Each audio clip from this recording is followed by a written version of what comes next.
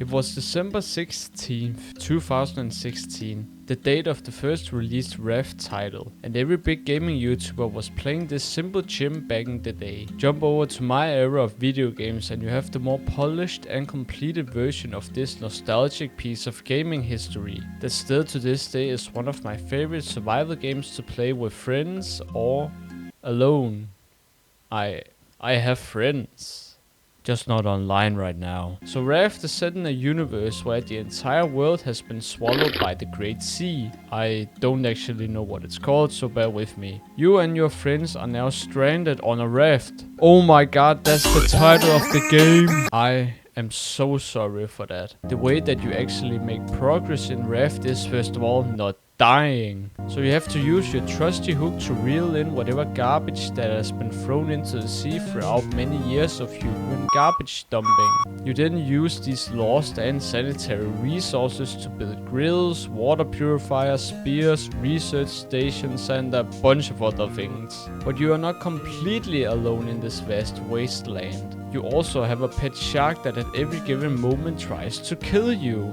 But you can also kill it back and collect its head, which is kind of messed up. And then you can also try to become a shark, but I wouldn't recommend trying that for obvious reasons. There are also other types of animals like birds, small and annoyingly big, bears, super mutated rats, and polar bears, which I love. And these animals can also vary in threat levels. Where the small birds and goats are pretty much harmless, you have to get up to the big boys until you meet some sort of real challenge. And then there are also animals that would serve better being souls like final boss fights. I mean, look at this, you literally need to have god level combat skills if you don't have some specific items in order to beat some of these bosses. But when you do beat them, it's oh so rewarding. Wait, what the f are you doing? Another thing that I will quickly just mention is the art style of this game,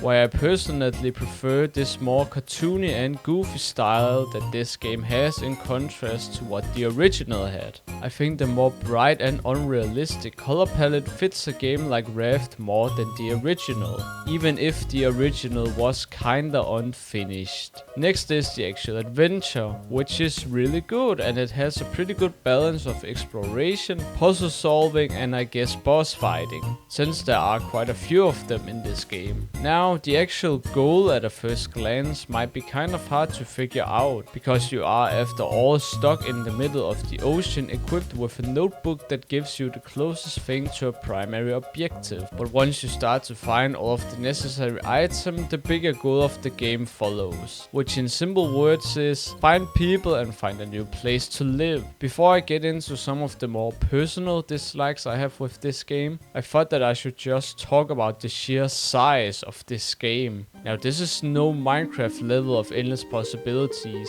but there is a lot of content in this game. Just the story alone, depending on your skill and dedication, can easily take 24 hours, and that is just for the story. If you want to get everything in this game, it's going to take you a long time. And don't even get me started on the achievements for this game. You will die in real life before you complete some of these challenges, unless if you have endless amounts of time. And no life. This is also a game that was made to play with friends. Not because Raft is a particularly difficult game, but because of the very long traveling time and resource gaining there is, especially at the start of the game. I think that these two concepts can easily make some people lose interest in the game or just quit playing entirely before they really get to experience the great adventure this game takes you through. Another complaint I have about this game is the combat being too simple and repetitive. Your primary weapon is going to be your spear, which has a simple thrust attack, and that's it. While you do get to upgrade your spear throughout the game, it doesn't change anything other than the damage, durability and the look of the weapon. Just adding a charge attack for the spear would be enough for me, because it would then mix up the combat a bit, but also make it so you can use the normal attacks for some enemies and then the charge attack for something like boss fights. And yes, I do know that there's a bow in this game,